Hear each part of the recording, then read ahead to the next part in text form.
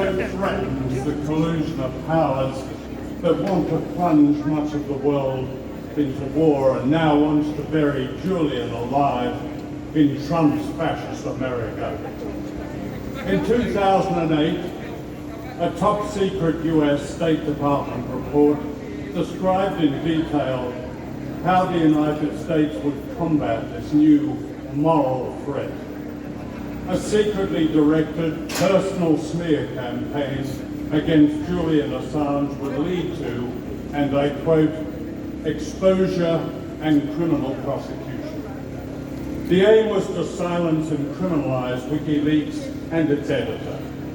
Page after page revealed a war on a single human being and on the very principle of freedom of speech and freedom of thought and democracy. The imperial shock troops will be those who call themselves journalists.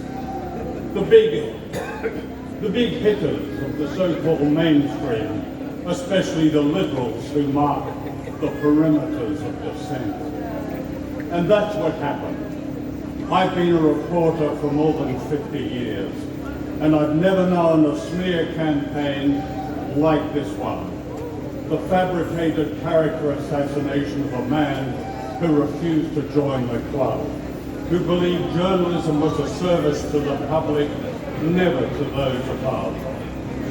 Julian shamed his persecutors. He produced scoop after scoop. He exposed the fraudulence of wars promoted by the media and the homicidal nature of those wars, the corruption of dictators, the evils of Guantanamo. He forced us in the West to look in the mirror.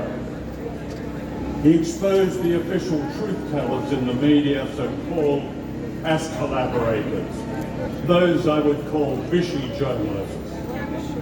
None of these imposters believed Julian when he warned that his life was in danger, that Sweden was a setup, and he was right, and he was repeatedly right. The extradition hearing here this week is the final act of the campaign to bury Julian Assange. It's not due process, it's due revenge. The American indictment is clearly rigged, a demonstrable sham. So far the hearings have been reminiscent of their Stalinist equivalents during the Cold War. Today, the land that gave us the Magna Carta is distinguished by the abandonment of its own sovereignty in allowing a malign foreign power to manipulate justice, and by the vicious psychological torture of Julian.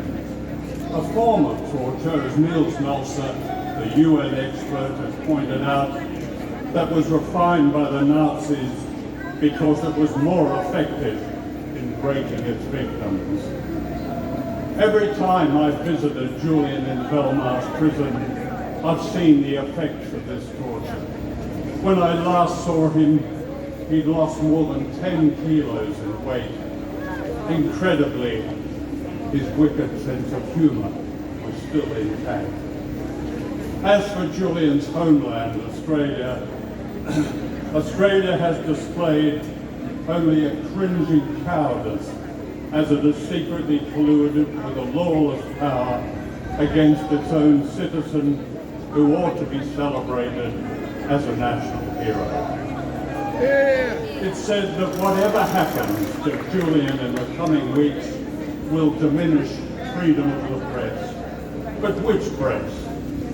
The Guardian, the BBC, the New York Times, the Jeff Bezos Washington Post?